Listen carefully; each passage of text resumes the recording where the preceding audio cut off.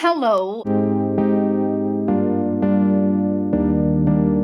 In today's video, as promised, we're doing Mercury in Libra through the house. Mercury in Libra people always have a filtered way of communicating, and it's filtered with Venus. And we know Venus is about love and appreciation and beauty and, just your senses and feeling good.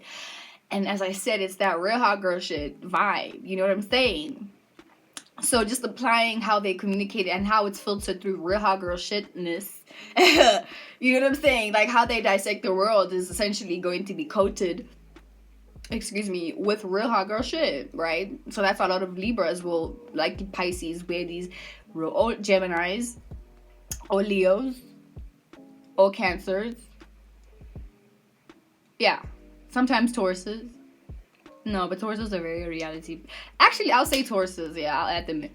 But it's coated. They wear these rose-colored glasses, and they, usually because I'm also a Mercury Libra, but we tend to, wear these rose-colored glasses in the world, and color everything in this beautiful pastel pink, purple, orange, yellow, filter thing, and make everything more beautiful than sometimes what it actually is, and that's our downfall, is that sometimes we don't necessarily take things as they are.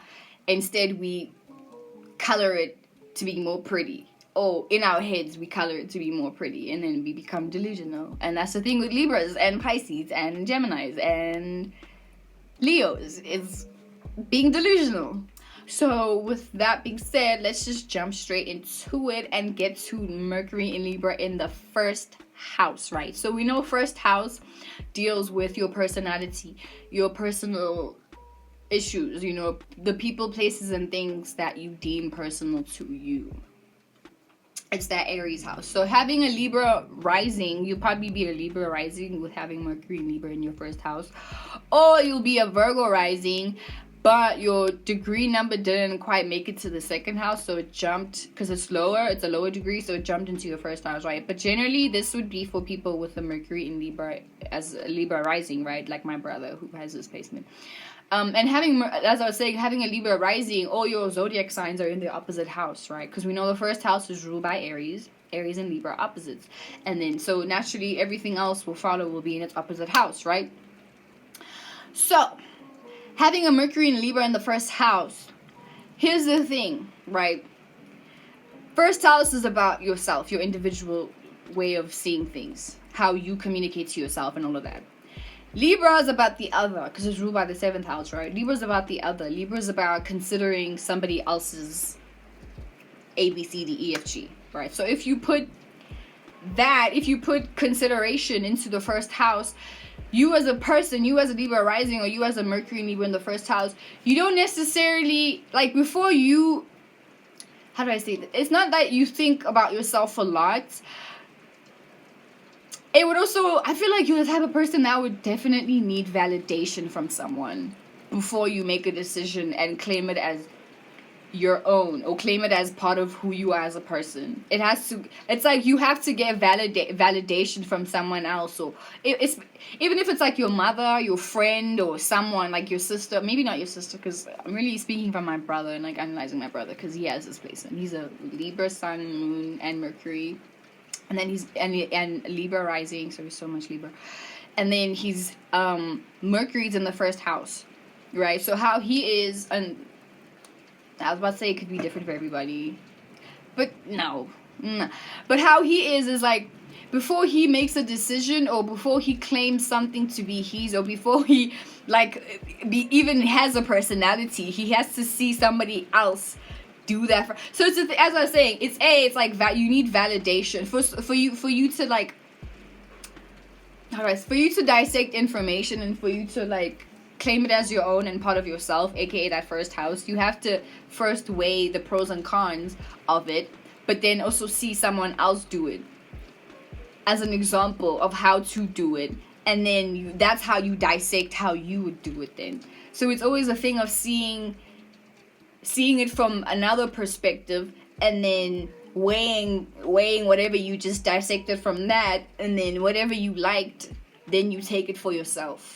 You know, you get what I'm saying. I know you get what I'm saying. It's like, for example, you could have a cousin that you like, right? And you're a Libra, so you don't necessarily have a particular identity, because your identity is based on whoever you are with. You, like, literally take on people's vibes. Very similar to a Pisces rising, right?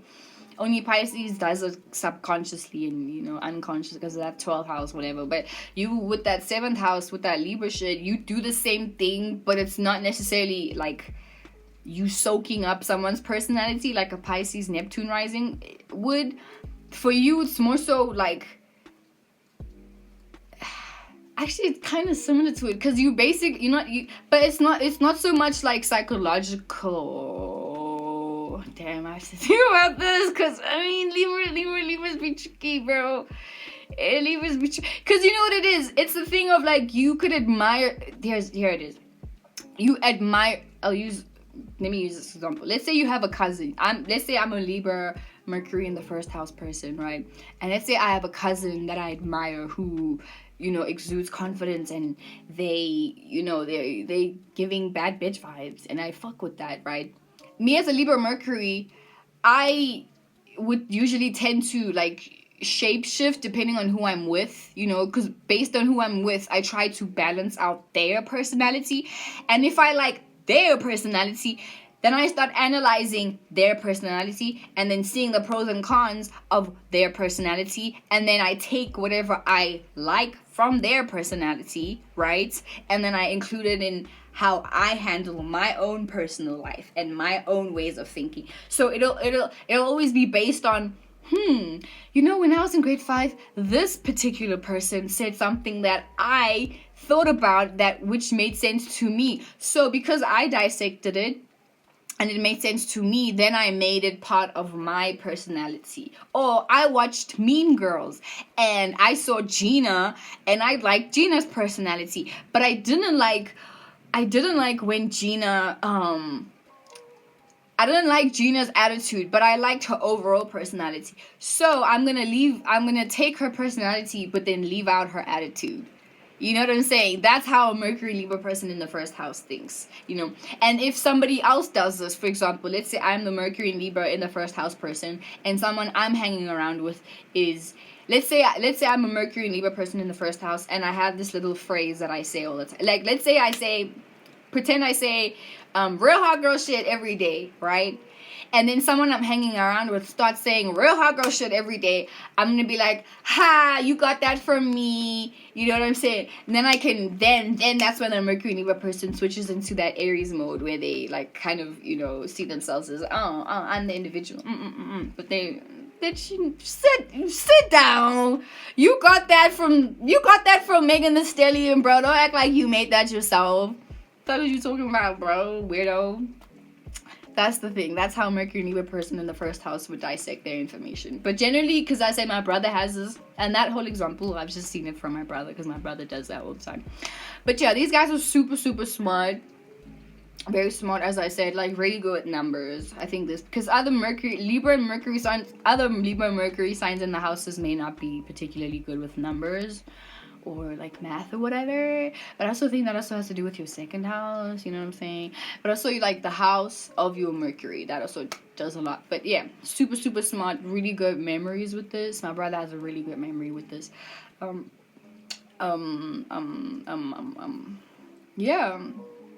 Yeah, generally. But it's like, because the thing is with first house, yes, you are always thinking about yourself, but it's also, you think about yourself from the perspective of other people, which is why you always want to orchestrate yourself in a way that other people reflect something in you that you'd be like, yeah, I like that. I like what you're projecting on me as I was projecting that on you. Yeah.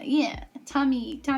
Like, if a Mercury and Libra in the first house person wants to be a bitch, and like, because they saw Gina from Mean Girls do it, I think is it Gina? It is Gina.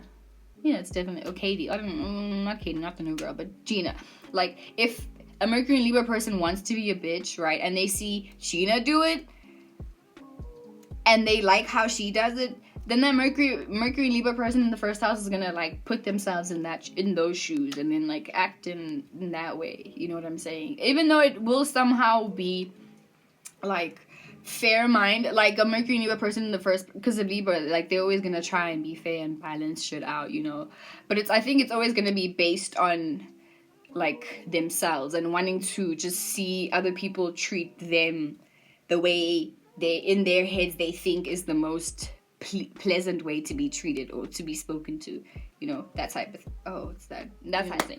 So anyway, moving on to Mercury and Libra in the second house, right? So second house, this is gonna add a double emphasis on the Venus energy, because Venus rules the second house and the seventh house, because second house is ruled by Taurus and the seventh house is ruled by Libra. So, you know, having Mercury and Libra in the second house just kind of adds more of a Venusian, it adds onto that Venusian thing, and it also makes your voice despicably beautiful. Sorry I spat on you. But your voice is despicably beautiful. Because that's the thing with second house placement. Second house rules like the tone of your voice, you know. That's why a lot of like second house people have really nice voices. Very calming voices. Very angelic voices. Or Taurus placements. Even Libra placements, really. This, wherever you have Venus. But if Venus is in Mercury or in the second house or even in the third house, this makes your voice just so elegant. And it's just like, dude, that's so unfair. Like, what? Weird. You know what I'm saying? That type of thing. Like, you know, but anyway, having your Mercury Libra in the second house. So we know second house is all about your value systems and things that you possess, right? Because if you value whatever you have, you could have a house, you have your body, you have a mind. You value these things, right? Because these things essentially help you live life on earth. Do you get what I'm saying? So that stability, or not stability, but that, I guess, realistic way of doing things, or not necessarily a realistic way, but there's like a theme of reality in all the earth houses. You know what I'm saying? So when you have your Mercury Libra in the second house, you begin to value your relationships. So that's what you're constantly thinking about. You think about all of the relationships that you value. The relationship with your parents, your siblings, your girlfriend, boyfriend, which would probably be there. You probably with the partnership, romantic thing. You're probably constantly thinking about how much you value that relationship. Are you constantly thinking about how much you value, you know, these partnerships? Oh, it doesn't even have to be like romantic type of thing. It could be, you know, someone could offer you like a job, or your boss, or I don't know, your dog maybe. It could be anything, even a song or whatever. The clothes, especially clothes. You're probably gonna value. Listen, you're constantly thinking about your value systems, right? You're constantly thinking about things that you value. So whatever it is that you value, which will probably be based with money. And here's the thing with second house and Venus and Libra placements, is that they know how to get to the money, or the money somehow knows how to get to you. Even if it's in small ways, you always have some kind of stable lifestyle. Like you never, because listen, I'll use my grandmother as an example. My grandmother is a Libra, right? And she grew up, obviously, like back in that date, which was back in the 90s. She was born like 1940 something. That was long ago, right? She's a Libra, right? She grew up in South Africa, obviously, and back in the time we had apartheid, so they lived in the hood and shit. And if you know anything about the hood in South Africa, you know the vibes, you know. It's nothing like Sandton. It's very different to Sandton, those vibes. So obviously she grew up in the hood, cool. But she always had, like, her family was never necessarily poor, because they always had things that they needed. Like, they always had the flyest clothes, even if it was thrifted. They always had the flyest clothes. They always ate. They ate good, or they always designed their food to look like, you know, on Instagram you see people designing their food. I mean, obviously they didn't eat like that, but whenever they did eat, it would always be good food, or it would always be decorated, you know, ghetto fabulously. You know what I'm saying? And that's just been her life. And even though she hadn't, like, right now she hasn't had a job since like maybe she was 30 something. But baby girl, she had money. Like, she had money. She had my grandfather, who was a Taurus, and you know, Tauruses just get money from existing. So they were good. Like, she would, particularly because she's a Libra, she was always good. Like, she was fine. And then my mother, what she's doing now, like, I don't know how things were back in the day, like, in terms of how you got a job or something, but she didn't know a thing about IT. And then she just got that, you know what it is? It's the communication. Because Libra's air signs just know how to talk themselves in and out of situations. But there you go. But she doesn't. When she started her job, she didn't know shit about IT or like how to do anything with computers, right? But she talked a good game, and then she got a job, and she got to the money, and her job pays her really, really well. You know what I'm saying? Like, and that's the thing with all, even Libra moons. I found like it's a thing. I think it's a thing if you know how to, I guess, manipulate a conversation. You know how to initiate a conversation and lead the conversation to a point to where you want it to go. You know, that type of thing. So if you have Mercury in Libra in the second house, like you constantly thinking about your values, right? So if you value money, which would probably be one of the things that you value money, you value a relationship, you value having interactions, really, you know, you value like talking and just having interactions with humans. So you were probably the type of person that would like put yourself in situations where you are able to do those things. You know what I'm saying? So even if you have a lack, or if you don't have something in particular, you know how to initiate a conversation in order to get to the things that you value. So if you value, like if you have a crush on someone, you know how to initiate a conversation with them so that you can put it in their mind that you like them, and then, you know, strategize a way for them to do something about it. You know what I'm saying? That type of thing. And I feel like these are the type of people, like at school, like they valued knowing, like they valued their intellect, right? And they valued having good grades or whatever. So they initiated a plan for themselves to study or to do A, B, C, D, E, F, G, so that they can get the good grades that they wanted, you know? That's how a Mercury and Libra person in the second house would think. But it's all going to be centered around their values. That's what they're constantly thinking about, their value systems. You know what I'm saying? But if they have a very low self-esteem, they might want this particular person. If you have a low self-esteem and you constantly need validation, then this is the Mercury and Libra person that like you do everything because you value getting validated. Like you tend to lose yourself because you just want to be validated by somebody else. You know what I'm saying? And that's the little tricky thing that Mercury and Libra in the second house person can go through. So just check that out, bro. Value yourself because you are that bitch. Period. So anyway, yeah, moving on to Mercury in Libra in the third house, right? So we know third house deals with your environment, your immediate environment, you know, your siblings, your friends, and I mean friends that you see particularly on your weekly-ish basis, you know, because they're in your environment. So you get to, like, you're more accessible to see them. Not so much friends that you have to travel distantly to see, you know, not like ninth house vibes. It's more like your close environment, like a close proximity type of vibe. So like that includes like the engine garage or the grocery store, or, you know, your school that you can walk to, or whatever, that type of thing. That's third house shit, right? And people, and just like communicating with, just interacting with your immediate environment. That's third house vibes. Now, here's the thing with Mercury in Libra, right? So we know third house is ruled by Mercury. So Mercury is home in the third house, and it's happy to be in Libra. So this gives an abundance of mental energy. And I know it's because my mom has this particular placement, right? And she can't shut the fuck up. She just can't. But here's the thing with this particular placement. These are like Leo rising, so you naturally are very sociable, you're naturally very expressive and funny, and my mom is hella funny, but you guys are naturally like hella expressive and very funny and very like vibrant, and your fashion sense is incredible and immaculate, right? But this could also, these are your gossips. These are the people who always need to be on the phone talking to someone. Even if it's about nothing. That's the thing with Mercury Libra in the third house. They could talk about nothing. This, just as long as there's dialogue. They just need this. I don't know if you can hear the thunder, but it's raining, as I said. It's very gloomy. That's why it's very dark. Like today's video, both of these videos, because I know usually the first one is like a lot lighter because the sun is bright as hell, but today it's just not happening, guys. It's very gloomy, and it's fine. I'm here for it, you know.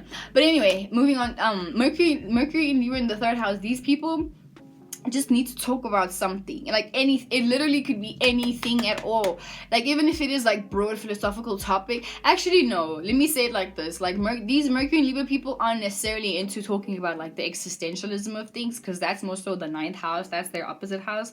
These are the type of guys that like talk about, like, first of all, they're good with these are the type of people that would probably be good with like technology. As I said, my mom has this placement and she just automatically knows how to, or not automatically, but she picked up on how to use a laptop very quickly, then a computer and software and all of that. Excuse me. But these are the type of people that usually they're not necessarily into like philosophy or speaking about the grand things in life, unless they have maybe like their moon in the 9th house, where that's the world that they live in, which would mean that they have an Aries moon with this particular placement. So then maybe that would kind of, I don't know, give some kind of balance where you are able to put in words what you are philosophically feeling or whatever. But we're not talking about the moon signs, right? With the Mercury in Libra in the 3rd house, these are the type of people that just need to have dialogue. Like, these are the type of people that these are the type of people that lose time, or they can't keep track of time. Like, they're always late. Because it's a thing where they become delusional, and they could wake up at 8 knowing that they need to leave the house at 8:30. They wake up at 8 o'clock and they'll be like, it'll be fine. I'll make it in time, right? Lying to themselves. Yeah, Mercury, Libra in the 3rd house, people can lie to themselves drastically, right? And then they'll be like, okay, I'll wake up. They wake up at 8 and then still have the nerve to even like go on their phone for like 5 minutes. And they take their time in the shower thinking they're going fast, but they're not. And then take their time getting dressed, thinking they're moving quickly, but they're not. And then take their time making food, thinking they're hurrying up, but they're not. And then once they get in the car, guess what time it is? It's 5 minutes to 9 o'clock.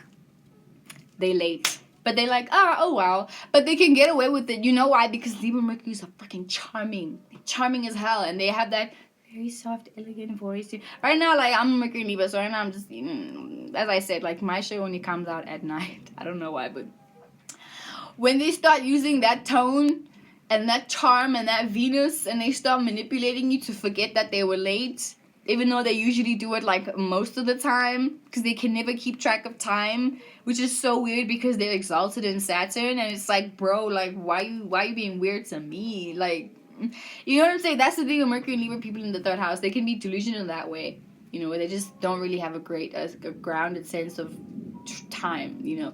But I think in school they were like the social butterfly. This is giving hella social butterfly vibes, you know, and also chameleon vibes too. Because Libra shapeshift, but Gemini and 3rd house vibes, they can camouflage themselves and, like, you know, communicate the same way as someone they just met communicates, you know. Even if they don't know that person, they know how to make that person feel like, dude, I'm from your hood environment. Do you get it? Do you picking up that type of thing? And yeah, I think these are the type of people that would probably have some ADHD traits, where they just don't know how to sit still and their brain just doesn't keep quiet at all, because of like the quickness. Because having a Mercury in the 3rd house is very similar to having a Mercury in Gemini, you know. So all of your thoughts are coming in rapidly. They're just flying in rapidly. And then your Libra-ness is trying to balance all these thoughts and see the good and the bad in all of these thoughts that are coming in, trying to weigh all of them, you know. And that's why they need to be on the phone a lot, so that they can have someone, or they can have a distraction maybe. Because if someone else is talking, then their thoughts are directed to what someone else is saying, so then they can outweigh. So, like, you know, their brain is directed into weighing something that is focused. Whereas if they're alone, or if they don't meditate, or if they don't practice, you know, mindfulness or shit like that, then these are the type of people that just, they need to be with people. These are the Mercury Libras who are codependent, you know, because they just need, like, they need a partner so they can balance their thoughts with, and, like, you know, have some kind of dialogue. And as I said, it could be very stupid, it could be not stupid at all. They just need to talk. They need to talk. Also, not the best at, you know, like, let me say this. Maybe not the best at reading you emotionally. Like, for example, like, I could be not in a good mood, and I would feel like I'm exuding don't talk to me energy. A Mercury and Libra in the 3rd house person may not be able to read past my vibes, because they're not dealing with vibrations, they're dealing with the intellect. So that's the thing with Mercury and Libra. They may miss, you know, reading the room even, because they're not paying attention to the vibes of the room. They're just paying attention to, oh, people are quiet, well, let me initiate a conversation. And it may not be the right time to talk about something. So you would actually have to talk to a Mercury and Libra and be like, dude, don't do that. These are the people that need, like, they need directness. They need that Aries energy, you know. They need to talk about, and these are the people, like, they need to talk about everything. Like, oh, you don't want to talk, tell me you don't want to talk. Oh, you're angry at me, tell me you're angry at me. Don't just keep quiet, because they're not gonna get it. So they'll keep saying things to you, and you'll be like a Pisces or a Cancer or Scorpio, and you'll be furious that this person is still speaking to you, even when you're clearly giving out the vibration that you don't want to be bothered right now. But they're not understanding it, so you have to say it out. You have to tell them everything that you want or don't want for them to get it. Otherwise, they're just gonna keep talking. That's the thing. That's vibes. So yeah, that's all I have to say about Mercury and Libra in the set. So we're gonna move on to Mercury and Libra in the 4th house. These guys are a lot better at reading the vibes. So we know 4th house deals with your family, your roots, your emotions, your comfort zone. You know, your childhood trauma, your parents, particularly your mom. And how you were nurtured, and how you nurture yourself, and your comfort zone, and your feelings, and all of that shit, you know, all that juicy shit. So obviously, because it's a water house, it's gonna have similar characteristics to Cancer. So it's very similar to having a Cancer Mercury, you know. So having and they're both cardinal houses, so you know how to initiate that shit. You really know how to set the tone, the mood for whatever it is that you're encountering, for whoever you're encountering. These are the people that know how to read the room, but they also know how to read a person, and they know that the exact tone to give a person, or they know the exact tone to speak when encountering different people. You know, they know how to, like, set themselves in a particular mood and then send out those vibrations so that that person can also pick up on those vibrations and start vibing on the same vibe as that Mercury and Libra in the 4th house person. You know what I'm saying? So in that way, they know how to initiate conversation, but they know how to initiate a mood for the conversation. You know, so these are the type of people that know, like, if they're in a bad mood and they don't particularly want to be bothered, because you are cancerizing with this, so you essentially know how to, like, initiate the mood of, you know, the room that you're in. You know what I'm saying? You know, you control the vibes of whoever you're encountering, you know. So in that sense, it's like, you know how to, you're very bossy with this, but very passively bossy. But it's like not necessarily passive, because people can sense, especially that Cancer energy, because Cancer energy, you can feel that initiation vibe to them, because they literally force their emotions onto you. So you can feel that, even if it's not like Aries where they're telling you, go do that. You know what I'm saying? With a Mercury, with not Pisces, with Cancer, it's more so, you don't care about me. That's why you're not getting me water right now. And it's like, you know, but see, it's still a forcefulness, but it's more so indirect. You know, do you get me? Like, that type of thing. And Libra's also very similar, but a Libra won't, like, forcefully force their mood on you. They'll just force their opinion on you. They'll definitely force, but in a very sweet way, though, with a smile and a gentle, real hot girl shit voice. You know what I'm saying? But you're having a Mercury and Libra in the 4th house. You're definitely someone that I think you'll probably be a lot more quiet with this particular placement. You know, like, whenever, and you're definitely moody in this sense, you know, where you would only like to talk about or initiate conversations that deal with what makes you comfortable, with initiate conversations that deal with it really will just come down to your own comfort level, your comfort zone, or what you can emotionally relate to. You know what I'm saying? But I also think, like, you, someone that likes to, because that relatability will still be there, I think you're someone that likes to make someone feel emotionally, like validated. You know how to make people feel emotionally comfortable and validated, and you know how to, yes, extract whatever you want from someone. Yeah, because you're manipulative as fuck, ho. You know, I'm joking, but it's a situation where I think you know how to, like, just make someone feel comfortable around you. That's the thing. And that's the thing with Mercury and Libra people, especially in the 4th house, where whenever you say something, it's always I was about to say something, but But anyway, whenever you say things, right, it's always gonna be, yes, relatable, but you also want to make someone feel comfortable. Like, oh damn, I know exactly where you're coming from, but like also make them feel emotionally comfortable in that sense, you know. So whenever you say something, it's always coming from like, dude, I feel you from the depths of my heart. Okay, when I was 4 years old too, I also went through a similar experience. And then you start relating stories in that way. And that's how you initiate relationships with people. You know, it's being relatable, but emotionally. And knowing how to make people feel comfortable just based on the words you're saying and setting the mood, you know. So how you dissect the world around you, yes, we'll be weighing the pros and cons to things, but you're also weighing the pros and cons to the vibration in which you're getting the information in. So if, for example, someone's talking to you, you're soaking in how they're feeling it, but you're seeing where they're coming from, but you're also seeing like where their faults are in that sense. And even though your response will be very relatable, you still in the back of your mind have like, okay, for example, like they say I'm a Mercury Libra in the 4th house person, and someone is telling me that they don't have money and they need me to borrow them some cash, right? I'm gonna pick up like on the vibe that they're giving me, and then weigh the pros and cons of like, wait, why can't you first think like, wait, why can't you work for yourself? And then be like, okay, but maybe you really need it. And then be like, okay, but damn, what if I was in this situation? I would probably want some help. And then also think, damn, but I've never been, and I probably will never be in a situation like that. And then, but, you know, because Venus is there, you'll probably end up doing it anyway because of being, you know, relatable and being sweet and stuff like that. So yeah, that's Mercury and Libra in the 4th house. These guys are very like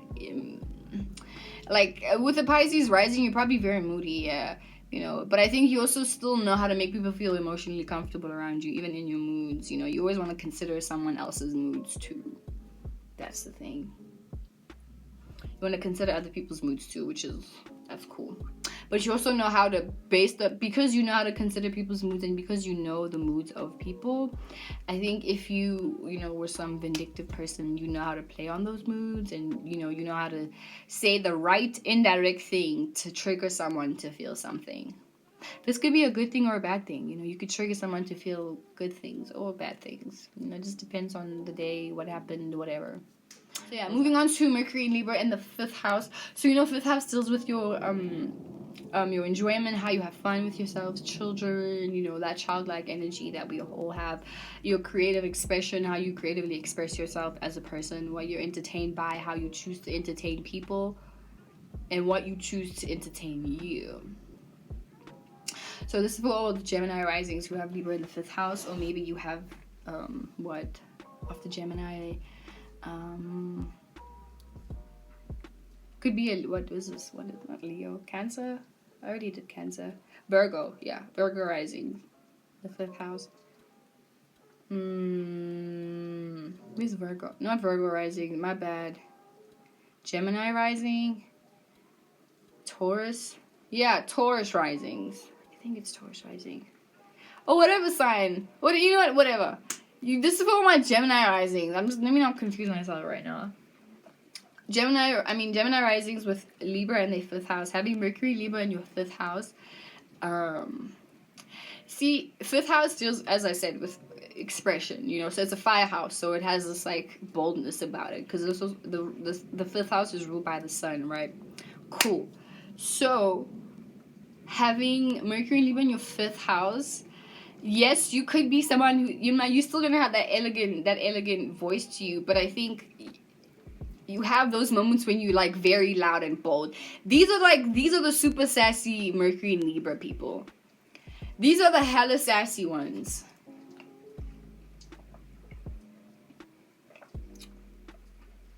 Super sassy Mercury in Libra in the 5th house people.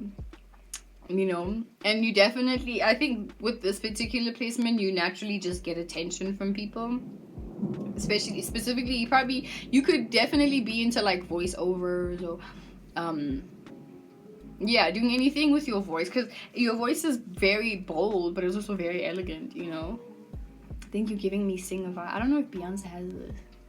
No, Beyonce is a Libra rising, so she has it in either a 12th or a 1st house. I don't know. She probably do her chart, but having a Mercury and Libra in the 5th house, I think these people are very very creative, first of all. Probably think about fucking every day of their lives, because it's first Libra, and Libra Mercury's already think about sex all the time, right? But having fifth house, because fifth house is, you know, it also rules like those casual dating, casual hookups. So you, excuse me, you definitely, I feel like, and you have a Gemini rising with this, so you definitely, and you have a Sagittarius 7th house with this, so you definitely someone that doesn't, I don't think you think about long-term commitments, because you could be in a relationship, but as soon as that relationship isn't as exciting as it was in the beginning, then that's when you feel disinterested, because you were, you know, you paid attention to how expressive and how fun that relationship was, you know, because that's what you're constantly thinking about, is how to have fun with someone else, you know. You're constantly thinking about having fun with someone else. So you probably the type of person where, yeah, you want to be an artist, but you want to be an artist amongst other artists, and like, you know, help with projects, or I don't know, be in a group where all of you guys do art, like, you know, graffiti artists, like, well, I don't know how it is in other countries, but in here, sure, there could be like an anonymous graffiti artist that just lurks in the dark and doesn't tell anyone what they do. But most of the time, the graffiti artists that I know of always go in a pack. They always move in a pack. You know what I'm saying? And they do art together. And it's giving Mercury in Libra in the 5th house, where you want to do things with other people. You want to have fun and create with other people. And that's what you're constantly thinking about. You know, it's creating cool things with other people.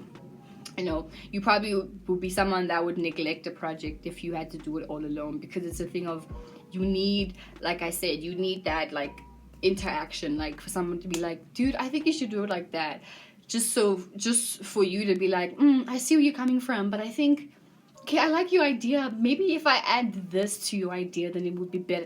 You know, you like that interaction. Or even if you make music now, you know, like you, and if making music is even better, because you have, if you have a producer or someone, then you can also have that give and take, whatever. But I mean, obviously times are changing. People can make music on their phones by themselves or whatever. Oh yeah, if you are, whatever it is, you could also be like a manager or something, you know, just for the, maybe not a manager, but yeah, let's say you are a manager at like Spa or your local grocery store or something like that, you know, like for the sake, just for the mere fact that you're able to interact with people and entertain people, because that's the thing, you're very good at entertaining people, and you usually have very relatable jokes, even though sometimes you may lie about like specific experiences that you may like share in stories. You probably lie just for the sake of, you know, making sure everyone is enjoying themselves and being relatable. So for example, you could be this manager, and you know, you're clocking in for the shift, and then one of your colleagues tell you about the morning they had. You know, you're gonna maybe make up a story, or tell an old story but add more things, like just to make it more spicy, just so you could tell it to her, so you could relate to her morning, and then, you know, have a laugh because of that entertainment thing. That's how you think, you know, very similar to Gemini vibes, you know, where you just make up even Leo, this is fucking exaggerating thing. That's the thing, you exaggerate. You either lie, or you do both. You lie and exaggerate. You lie and exaggerate about specific things, you know, but it's really just for the sake of like wanting to be relatable, but also just wanting to entertain someone, you know, and being the center of attention at that particular when that happened, you know, that type of thing. And I think with this placement, you definitely would like attention. You know, a lot of people don't talk about this, but Libras love attention. Libras actually love attention so much, like just as much as Leos do, but Libras are a lot more quiet and more calculated about it, and they know how to get it in very covert ways, backhanded ways, and front-handed, but cloaked in real hot girl shit vibes, you know what I'm saying? But even Leo is also about that real hot girl shit, period. But yeah, Mercury in Libra in the 5th house. These people are just really always thinking about like how to express themselves in a very aesthetically pleasing way, but in a way that isn't necessarily too loud. Like it's, you know, for example, a Mercury, it's giving someone who knows how to dress, but they're not gonna do too much. Like they know how to do just enough that everything comes together perfectly, like because of that balance, you know. Mercury Libra will always, wherever you have Libra, will always balance that particular, will balance that house, or you'll find balance there, or you'll try to find balance in that sense. But yeah, I think for this placement, you're probably a type of person that likes to try out different kinds of like artistic expressions and all of that. You know, you like exploring. Like, what if I do? What if I can do fashion today, and then tomorrow I can do music, and then tomorrow I can be a model, and then tomorrow I can be a DJ, and then tomorrow, you know. And you probably know how to network with the right people to do that shit. So you probably someone with hella interest, bro. Like hella interest, like a lot of interest. Um, yeah, and a big flirt. A huge flirt. And you're so good at flirting and you're so good at making people feel good. You know? That. And you like to. Anyway, moving on to Mercury in Libra in the 6th house, right? So we know 6th house deals with your daily routines, things that you do on a daily basis, things that you do on a daily basis that affect your body. Because just think about things that we do with our bodies on a daily basis affect our body. Like if we sit, like being on our phone every day essentially affects your back, you know? If you're a vegan your whole life, that's gonna affect your health and your skin in those ways. If you drink alcohol a lot on a daily basis, then that's gonna affect you. If you dance every day, it's gonna affect you. If you jog every day, it's gonna affect your body. Going to work every day affects your body. In A, you get money so you can provide for your body, but B, your body could be hurting, and so because of the way you sit and sitting for long periods of time and all of that shit, you know. So that's the 6th house. It's just really things that you do on a daily basis and your routines and your body and your health, you know, because all those things really will go down to your body's health. And that's why they say, like, your health is your wealth. Because if your body's fucked up, then you can't really do anything. Like, if you have to be in hospital, then you can't do anything. You have to just sit there and go into your 12th house and just start imagining and daydreaming or getting high. Getting high, either from those antibiotics and pills and shit, or, like, I don't know, whatever you do. But for the most part, yeah, that's your 6th house. So having Mercury and Libra in your 6th house for my Taurus risings. Taurus risings. Or the rising before, after, whatever. Let's just move on. So having Mercury in Libra in your 6th house. So Mercury is home in the 6th house and in the 3rd house. So having this here gives you similar characteristics to having a Virgo Mercury. So you as somebody, this is the Mercury in Libra that's a lot more critical and a lot more detail oriented. Like they're a lot more Virgo-like, I would say. They're a lot more Virgo-like, where yes, the classiness and the elegancy of Libra will be there, but it's backed up, or it's supported or grounded by, you know, seeing the details of things and being critical of the details. So these are the Mercury and Libra people that are overly critical of what they wear. You know, they're overly critical of who they hang around, maybe not who they hang around with, but they're very critical in conversations where like someone, a Mercury and Libra in the third house isn't necessarily looking at the details. Oh, okay, let's say they're looking at the details of what you're saying, but they're not necessarily caring about if it makes sense or not, you know. But a Mercury and Libra in the 6th house, they're looking at if it makes sense, because obviously a Taurus rising is also an earth sign, so they're very sensical people. So if you have a Mercury Libra in your 6th house, you're definitely someone, like, yes, you love talking and relating, but you're like the overly critical Mercury Libra that like kind of looks a little bit closer into the details of what someone is saying and trying to dissect. Does that make sense?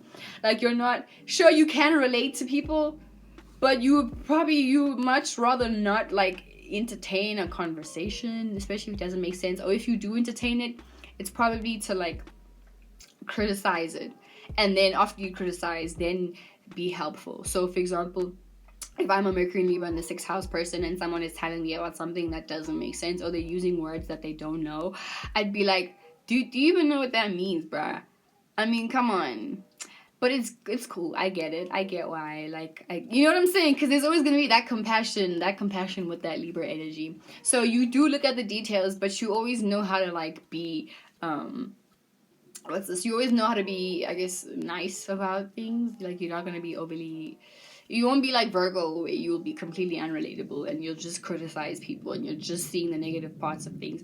Like with a Mercury Libra in the 6th house, yes, you're seeing the details of the world around you, but you're also trying to like balance it and like be fair with how you digest it and like come to a conclusion of how to see it overall, you know? So you'd be the type of person that's like, even criticizing your own, like the way you dress. Like you're probably someone with an aesthetic, but you're very detailed about like what you wear. So these are the Mercury and Libra people that will probably, be into wearing all black or, neutral colors. And the way that they style their jewelry is very light. Like these are the Mercury Libras that only wear one ring, and then like a very small necklace with very studded ring. Like they don't do too much. Like it's still elegant and Venusian, but it's not that much. Or if they do wear colors, it's cool. Like it's giving pastel, not even pastel, but like I don't even know what to describe it to. Yeah, but like it would be, it's just simple things, like simple colors that you would have on, but you still know how to like make it chic on fleek. Those vibes.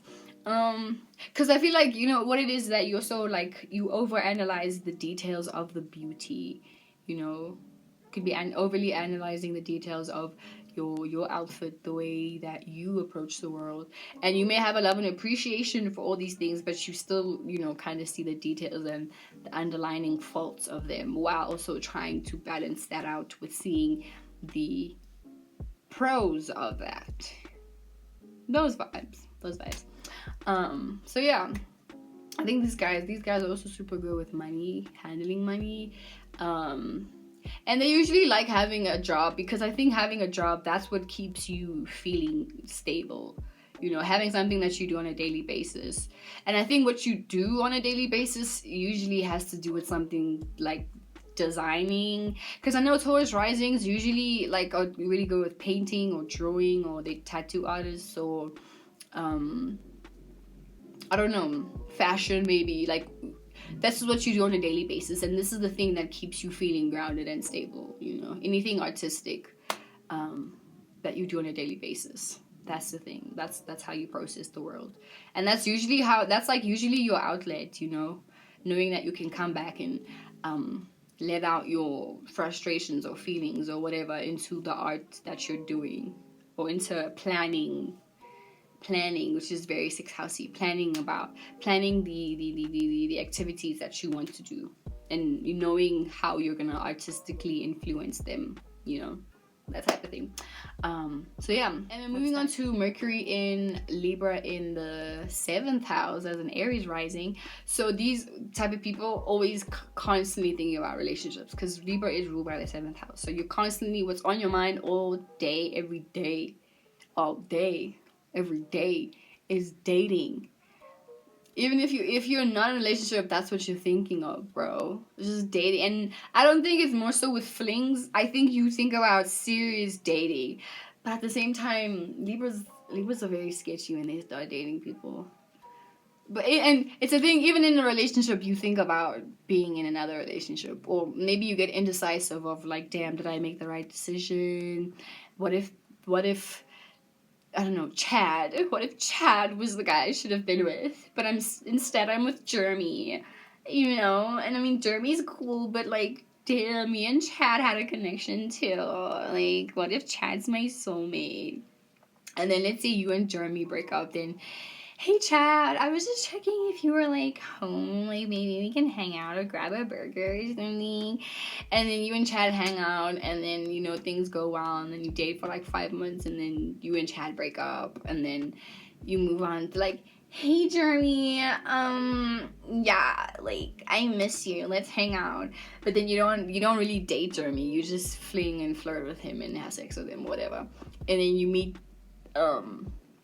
I don't know, you meet someone else, you meet Dylan, and then you and Dylan are like dating, I think these are the serial daters. These are the serial daters, because even if you're not dating, you're definitely talking to someone. You're here talking to someone. You're like, thinking of dating someone, or someone is potentially going to be your suitor. It's like a never-ending thinking of dating. These are the type of people that just like to be in a relationship of some sort. And even if they do break up, it doesn't take them too long to get into another relationship. Because by thinking about a relationship, you essentially manifest it, right? You know the vibes. Yeah, but these guys are usually really good communicators. Like these aren't the. I think this definitely ensures that you are an extroverted Mercury Libra, because you have Aries in your first house, so you're very passionate about like entering the world. So you're also very passionate about communicating with people, and you don't mind having superficial conversations, but you also don't mind having deep conversations. As long as, once again, as long as you're having a conversation, then you know you're good. And I think you're definitely, because having a Mercury in Libra, usually these people, like whenever they speak, they sound like they're flirting sometimes, especially to other people who, I don't know, have a different definition or different way of interpreting flirting. Because to air signs, like if they're like, I think for air signs, for when they're trying to flirt, they sound weird, or maybe not. Like if they're deliberately, or maybe this is just me, because when I'm actually trying, like when I'm putting my mind on flirting, and then I freak out. But when I'm not trying, then that's when people start thinking like, oh, okay, this is Tano's doing this. But I think with this particular placement, I think it could be both. I think you could be really good at just knowing how to maneuver the mind of men and women, and just knowing how to put them in a state of thinking like, oh, okay, shit, like you said that, oh, you said that like that must mean you want to date me. Shit, you know what I'm saying? That type of thing. And for you, it's just like, bro, we were just having a conversation. Like, we were just talking. It's not that deep. What do you mean? What do you mean, sir? And, you know, a lot of people, I guess a lot of, they dissect that or interpret it very differently to air signs.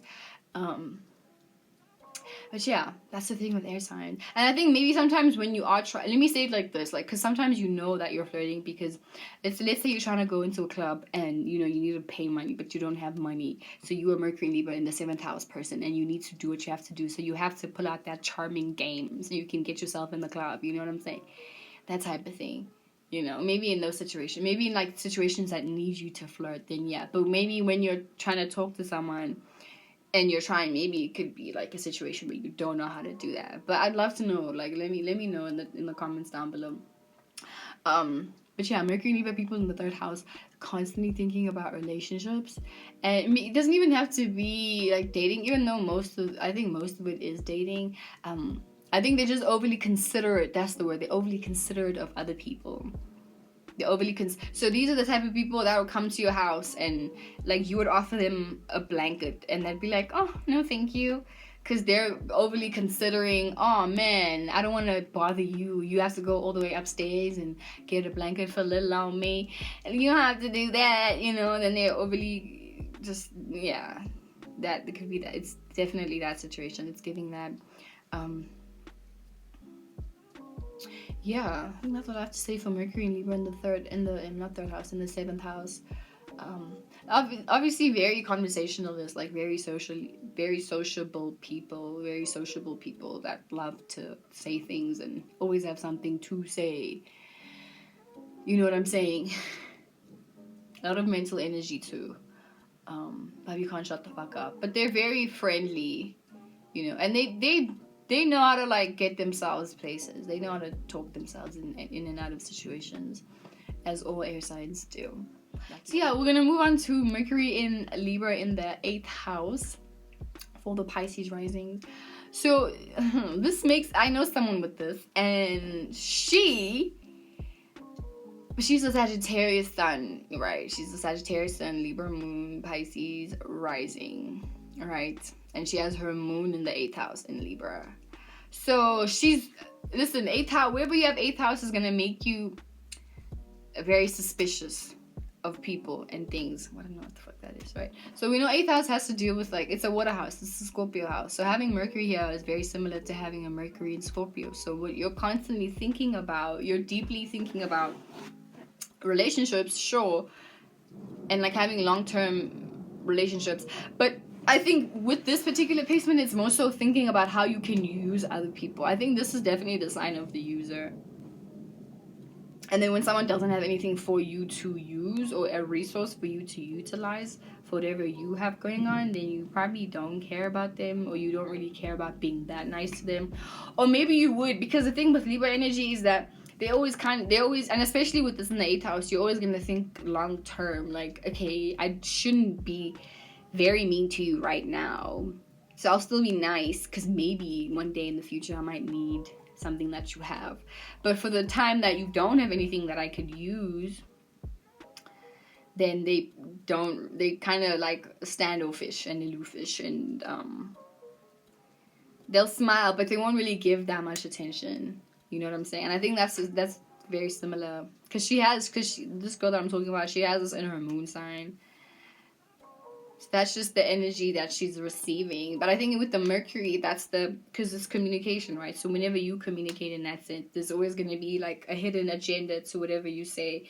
Or whenever people speak to you, you're always trying to, find a hidden agenda to what they're saying, but also find like for example, if they bring up, oh yeah, my mom has a beach house in Cape Town. Oh, there goes a Mercury Libra in the 8th house, thinking how they can befriend you so that when you go on that family vacation, you can invite them.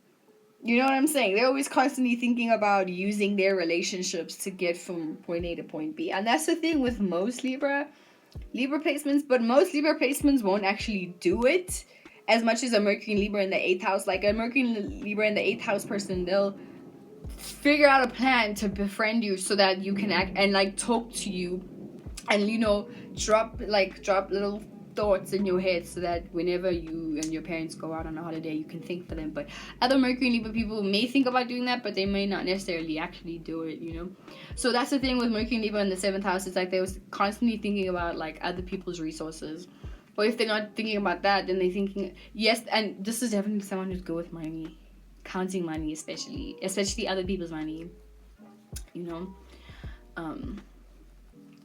yeah, and being overly responsible for other people's money, because this is what Libra, Pisces. Oh yeah, I have to say it, Pisces rising. Yeah, because I mean, personally, you're very like a chameleon, It's like it's easy for you to understand people, and that's what makes you so dangerous with this particular placement, is that you understand people, and you can actually not only get into people's brains and their heads and like psychology, but you can like boss people's psychology around, and they're like what's this? You can psychologically control people. I think that's the word. Because of that cardinality, and then the 8th house, the power of that 8th house, but yeah, for the most part, these guys are very sneaky, very sneaky with this. So watch out for that. Very fucking sneaky with this particular placement, and I think they're usually quiet. It's giving quiet people, so they only turn up their charm if there's something to be gained, or if they are giving someone something, or I don't know, maybe in a conversation that stimulates a particular desire that they have, But these are the guys definitely always thinking about sex, always talking about it too, or talking about trying to relate their secrets to other people or their desires to other people. And then sometimes someone could say something like kind of shady, and then depending on the reaction of people, they might change the way that they say it and be like, no, but I didn't mean it in that way, or no, guys, Mercury and Libra people, they're giving that. I think it's giving that too. Unless they have Sagittarius placements, then they may not. They may just be like, yeah, I said what I said. So what? What are you gonna do? That type of thing. But for the most part, these guys are very sneaky in that sense. Yeah. That's what I have to say about that. Very sneaky, but also very passionate with this. Very mentally strong. These are the guys, Mercury and Libra in the 7th house can talk themselves in and out of situations, but Mercury and Libra in the 8th house, they know how to talk themselves in the situations, but also know how to talk themselves so that other people provide resources for them. So, for example, they'll be the type of people to be they'll talk themselves into getting a job, and then be like, okay, but who's gonna give me this money to get this and this, And then people are like, oh no, don't worry, we got you. And then for doing very little, they get so much. Damn.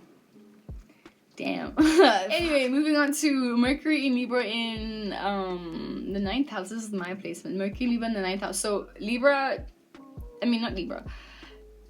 Mercury falls always away in the 9th house, right? Because this is the house of Sagittarius. So having Mercury in the 9th house gives you similar characteristics to that of the Sagittarius Mercury, you know, where you kind of see the world from a broad philosophical point of view, and you see interactions from a broad philosophical point of view. Always trying to like think like, oh wow, I wonder why I met that person, or what was that person trying to teach me. You know, and you value, because Venus is here, Libra is there in the 9th house, so you value these things. So you also value like other people, especially people of different cultures. These are the type of people, and I'm also speaking about myself, Mercury and Libra in the 9th house usually attract people from different races and different ethnicities and different backgrounds, and I can also attest to myself because all my ex-girlfriends are very different from me, and boyfriend, well, anyway. But yeah, you usually attract people of different ethnicities, because this is for all the Aquarius risings, gang.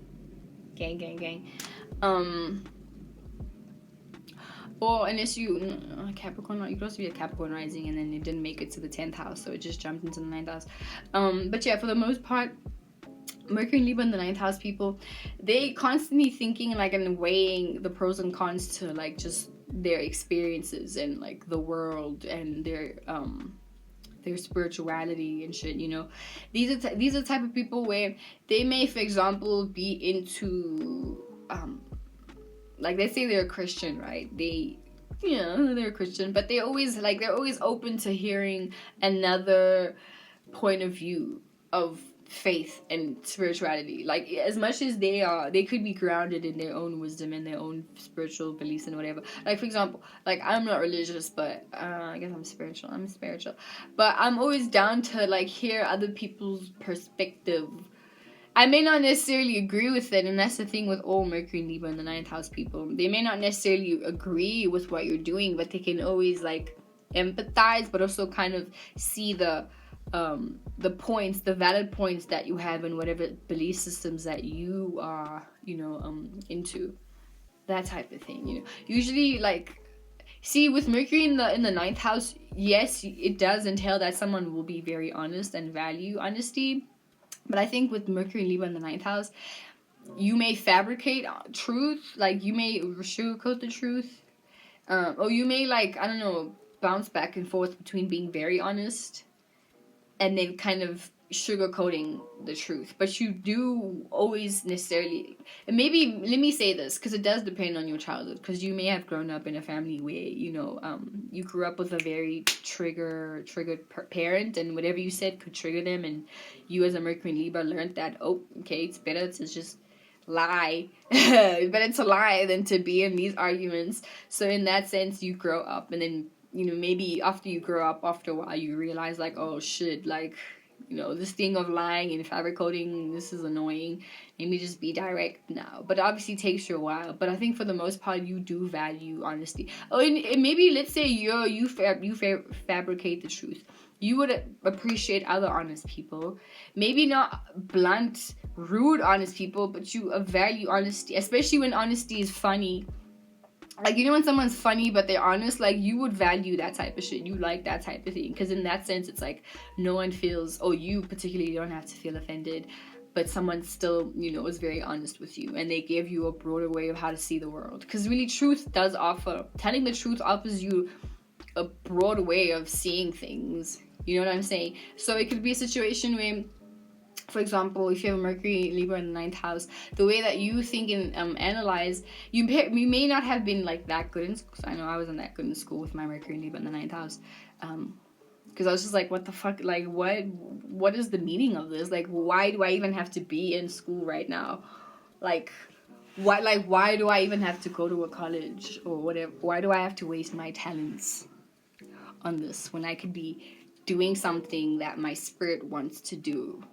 You know what I'm saying? But other Mercury and Libra, like a Mercury and Libra in the 3rd house may like going to school and stuff, because it offers them mental stimulation in that way. But how you get mentally stimulated as a Mercury and Libra in the 9th house is by studying, esoteric shit And this is the same with Mercury and Libra in the 8th house, where you enjoy studying like esoteric occult things, or you know, anything that just brings you a closer perspective to God and like the universe and like just life and death and, you know, spirituality and, you know, all of that wisdom. It's basically wisdom, you know, anything that brings you closer to wisdom. So you would probably be the type of, or if you know what, let me say this, that, or if you were learning about like, you know, another language or anything that has to do with like learning about another culture or ethnicity, then that's something you would thrive in. Like you probably, if you went to school with the Mercury Libra in the 9th house, you were probably someone that wanted to do art, or you took an extra language class, or I don't know, you know, whatever, anything that brought you a different perspective than what you grew up in your environment, then that's probably that's what stimulated you mentally, you know. But yeah, for the most part, because Libra and Sagittarius have that similarity in providing you with a different way of seeing something, you know. So with this, you're definitely someone that likes to do that. Like you like providing different ways of seeing, you know, a situation. So this could lead to devil's advocate vibes, you know, those vibes. But I think for most part, I think it's natured in just like, it's natured in like trying to get, because for example, right, a Mercury Libra in the 9th house person, they could like be with someone who's talking, like a Cancer, right, who talks a lot about their mother and their sorrows and all of that shit, you know. And then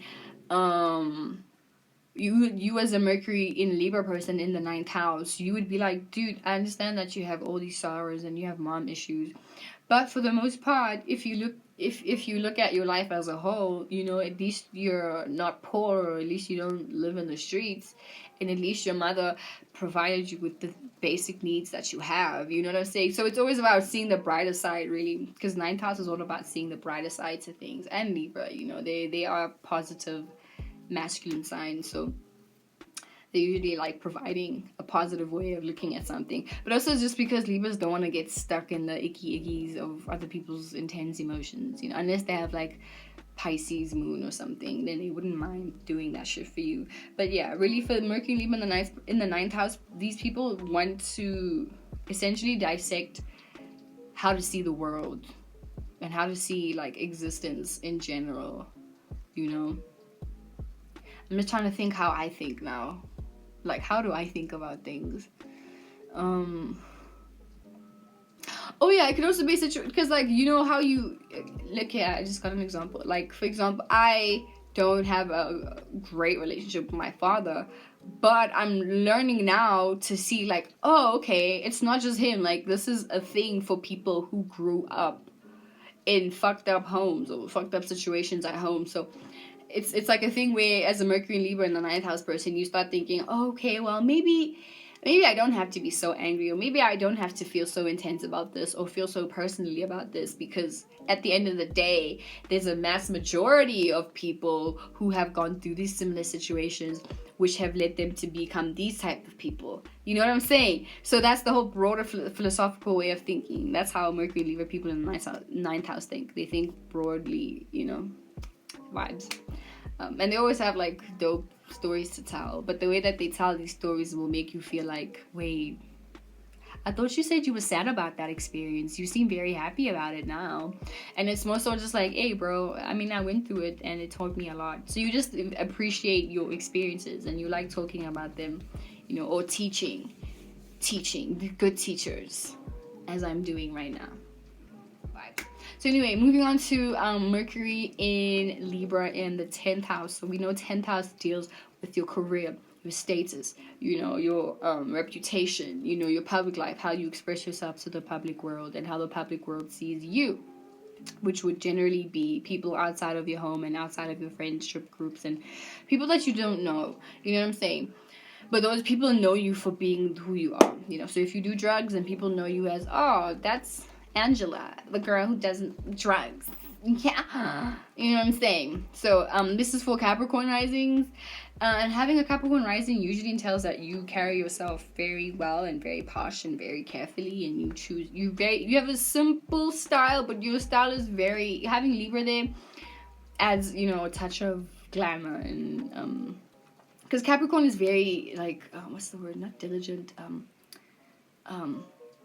they have integrity, you know, and they have dignity. There we go. Dignified. Capricorn is very dignified, but and elegant too.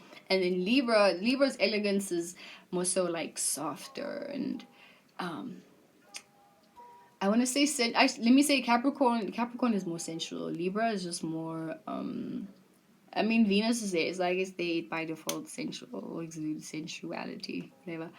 But anyway, for different reasons, because it's Earth, air, you know. But anyway, having Mercury Libra in the 10th house, so you constantly think these are the business sharks, but the low-key business sharks, you know. And I know two people with this particular I know two people with this placement where these are the quiet people, but the girl that I know, she has a Taurus moon, but she's a Libra sun though. With a Capricorn rising. Yeah, no, I get why she's like more quiet. And then the other homie, I don't know what his moon sign is. But yeah, these guys are very no man, I do.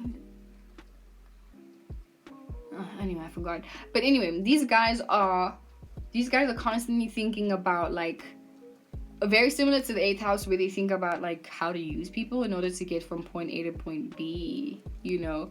But for them, it's more so just based on their own career. So if they're using you, it's more so based on adding on to something that they already have planned, or being help, or trying to, for example, like let's say I'm a Mercury and Libra in the 10th house person, and I have friends that are like artists, right? And I as a Mercury Libra in the 10th house have like a YouTube channel or something, so they're my friends, right? And Libra is all about connection. So if I want to use these guys, I'd be like, guys, can we please shoot an episode for my channel so I could do A, B, C, D, E, F, G? And then I'd be like, yeah, sure. And then boom, just like that, they just added on to what I have going on, you know. And if they don't necessarily have something to offer, then either A, you may give them a job, or I don't know, you may not necessarily, because it doesn't have to be that deep. Like, you don't have to like completely discard them as a friend if they don't have something to offer you. I think it could also be more of a thing where you could be a little bit more stingy with this particular placement, because you don't want to be overly used or be expendable to someone else. Yeah. It's giving that. It could also be just a thing where you're overly aware when someone is like taking too much from you, you know, or you may be overly, you think about like your public reputation a lot. So these are the type of people that probably don't have too many followers on IG, unless they're like selling clothes, or unless they have something like, you know, that's helping them get money or something like that. Like, because as I said, the girl that I know that has this particular placement doesn't really, like, she's a Libra, so she can socialize when she needs to. But that sociability comes out more when she's close to someone, or when she's formed like a but a closer relationship with someone, you know. That type of thing. Or I think maybe it could also be a situation where you constantly, like, you know how to watch a YouTube channel or YouTube video about how Will Smith made it in life, and then you be like, damn, I want, you know. And Will Smith is also a Libra, but you may go on YouTube and be like, damn, I like how Will Smith did that, I like how he executed his goals in his life. And then you know, as Libras do, you take whatever you can from that information and then you apply it to yourself.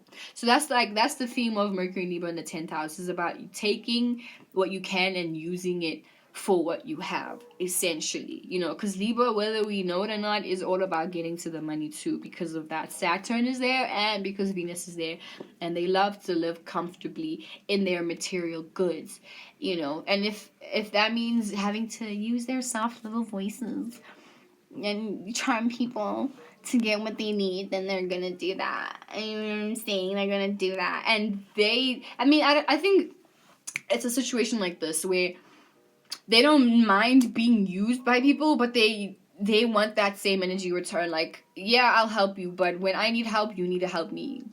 And sometimes, like, people don't always want to help you, because, you know, people be selfish sometimes. But if you're selfish to that person, to that Libra Mercury, that they'll never forget. And then when they make it, and then it's like 10 years later, And they remember, I remember that day you didn't want to help me, even though I helped you 10 times. I mean, I'll never help you again because that wasn't fair. You weren't fair to me, so I won't be fair to you either.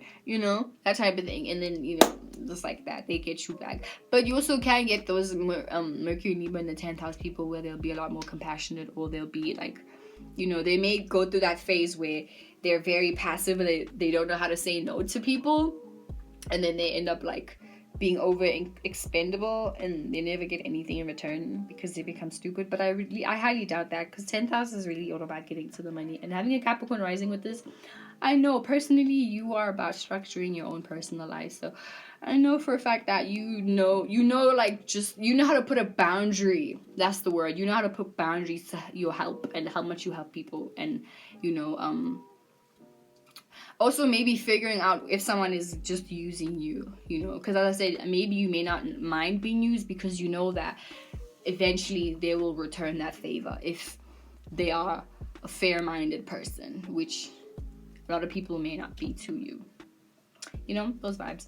But yeah, you're constantly just thinking about your own career. And if you're at school studying with this particular placement, you're very patient enough to know that eventually it's gonna work out, and eventually like you're gonna live in that house that you want, and be as aesthetically pleasing in your own home as possible. So it's better to just stick with this and continue studying whatever it is that you're studying, because eventually you're gonna get the money that you want.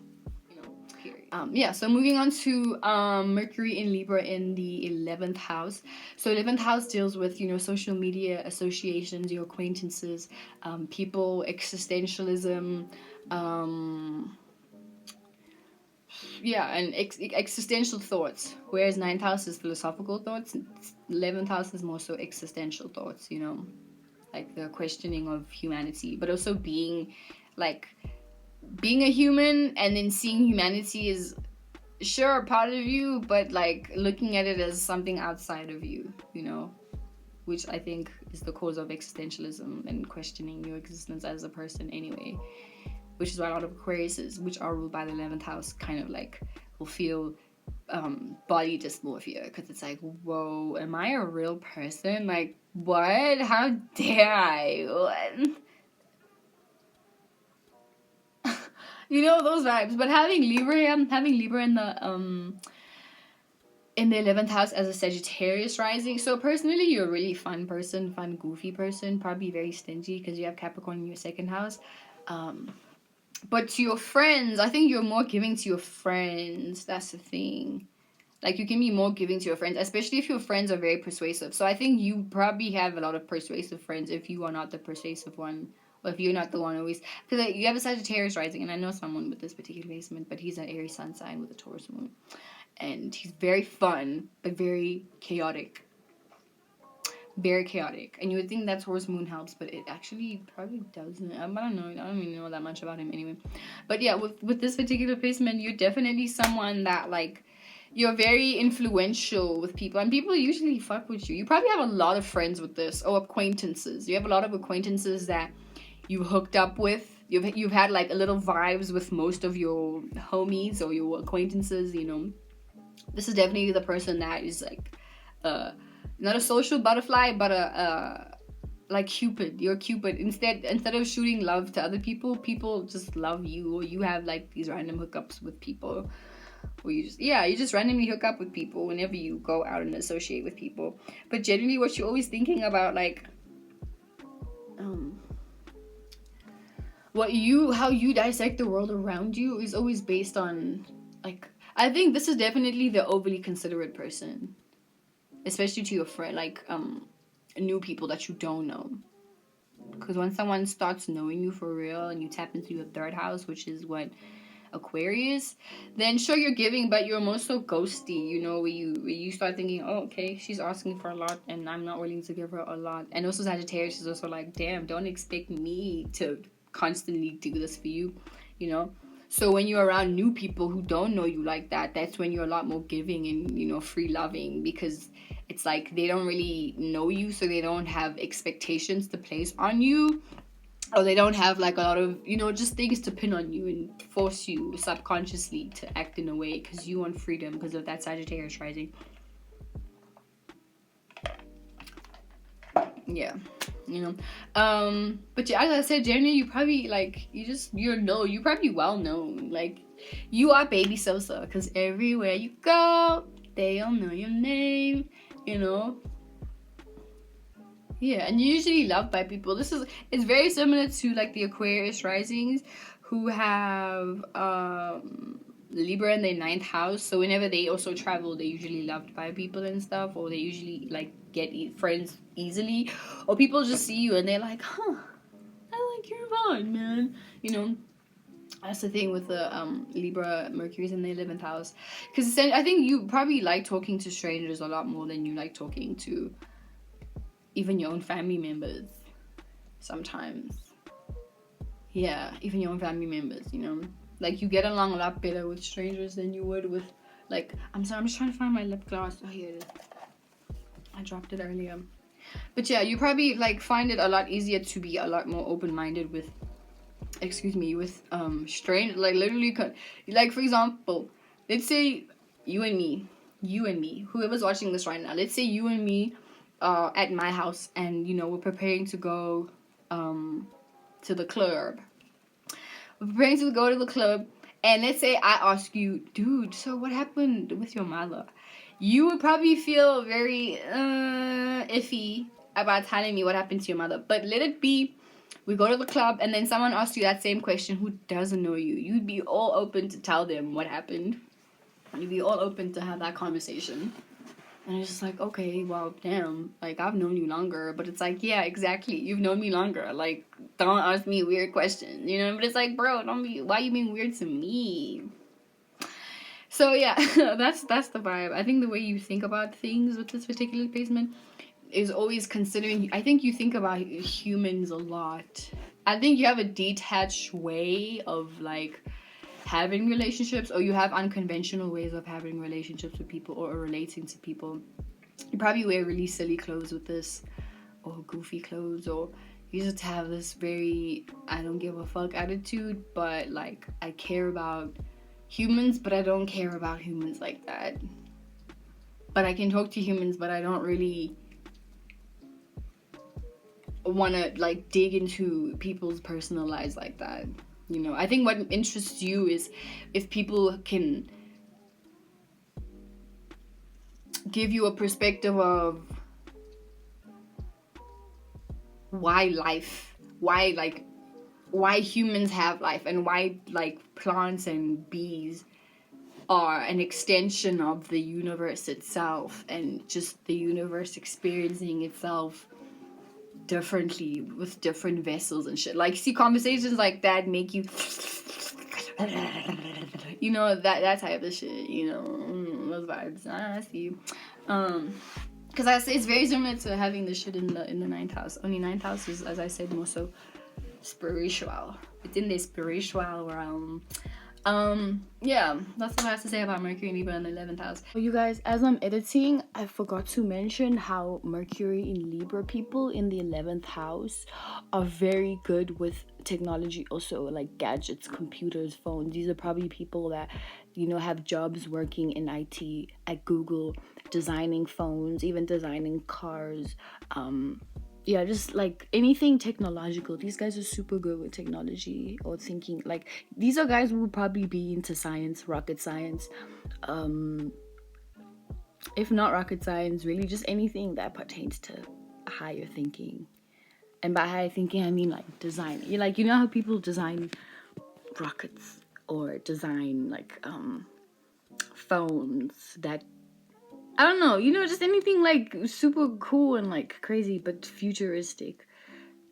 Yeah, Mercury in Libra in the 11th house, these guys are really good with that. And then moving on to Mercury in Libra in the 12th house, last but not least. 12th house, as we know, is, you know, things that are secrecy, very similar to the 8th house. Only 8th house is secrets, because hey, this is my business, these are my inner emotions. 12th house secrets is more so like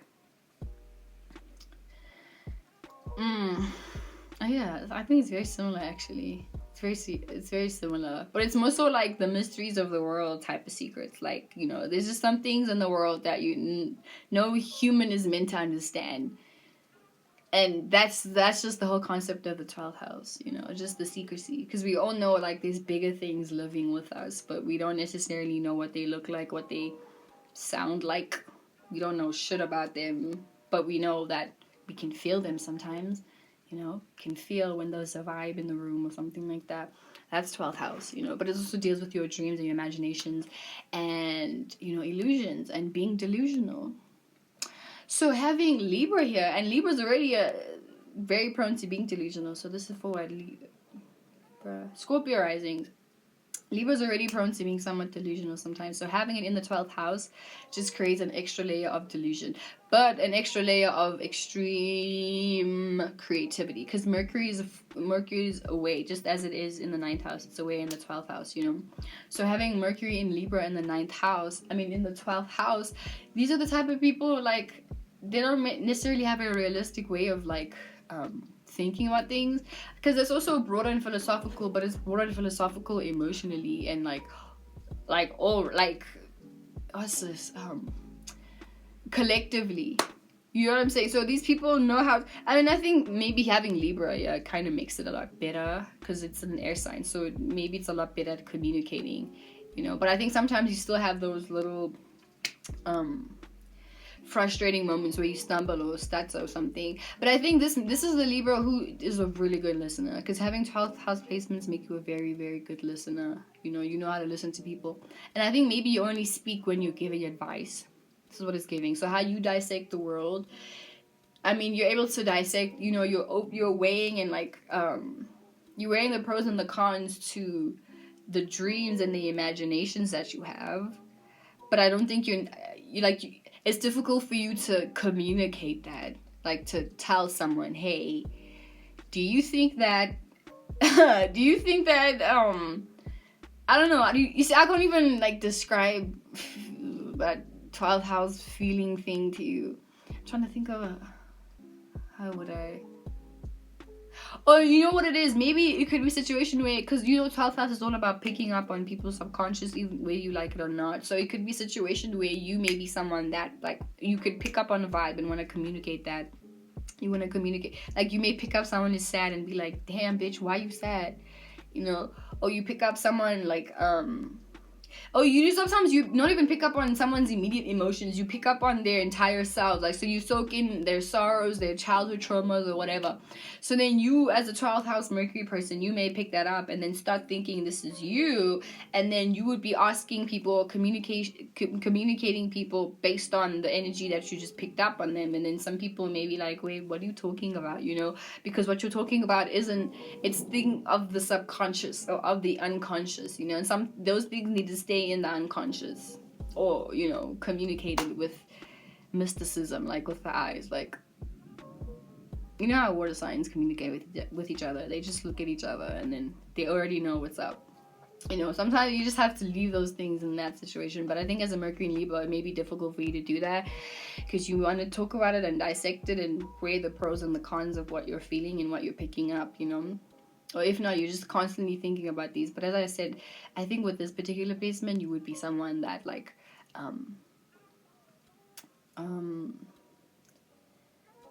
that's like a lot more quiet. It's a lot more quiet about these particular things. You know what I'm saying? But I think, with this particular placement, you're very compassionate and very artistic. Like, I think you definitely an art kid in high school and primary, and you're probably studying art now, if not fashion design. I think it's like a lot better for you to communicate when it's something that you're emotionally connected to, because if someone is coming to you with other topics that you haven't analyzed for yourself, you may just be the listener. You may just want to listen, and you're very good and very intrigued with people who, you know, come to you with their excited news and excited opinions and stuff, and you like that, you know. You like, as I said, you like conversations, as all Libra Mercuries do. But if you can't necessarily relate, then you'll just not relate. But if you don't know anything about it, sure, you might lie, and, you know, because it's also a thing. Maybe you have a really good imagination, so whenever someone is telling you something, you can imagine it happening, and then from that imagination you can base an opinion from it. without having actually experienced it physically, but you experienced it internally, you know. So in that sense, you can form opinions, and in that way be relatable, you know, be overly relatable. Excuse me. Yeah, I think with this you're probably super charming, but you know what? It's really giving like quiet, like it's giving quiet person. Do I know someone like this? I don't know anyone like this. I mean, my brother has a Libra moon in the 12th house. Oh, maybe you could also, because I mean, 12th house is all about hiding things. So you could also hide you could have a crush on someone and hide that. You know, you may not really want people to know that you have a crush on them. Or you're probably the type of Libra that, like, you find romance in your dreams. Like, daydreaming about people. That's what you like the most. Or maybe no, it could really also be because you know what it's giving, because Venus is ruled by, I mean, Libra is ruled by Venus, and then the 12th house is exalted in Venus, so it could also just be a thing where you just have a crush on everybody, like Jesus, like you like anyone or anything that gives you good vibes, you know. Or people always get the sense that you like them just because you exude those good vibes.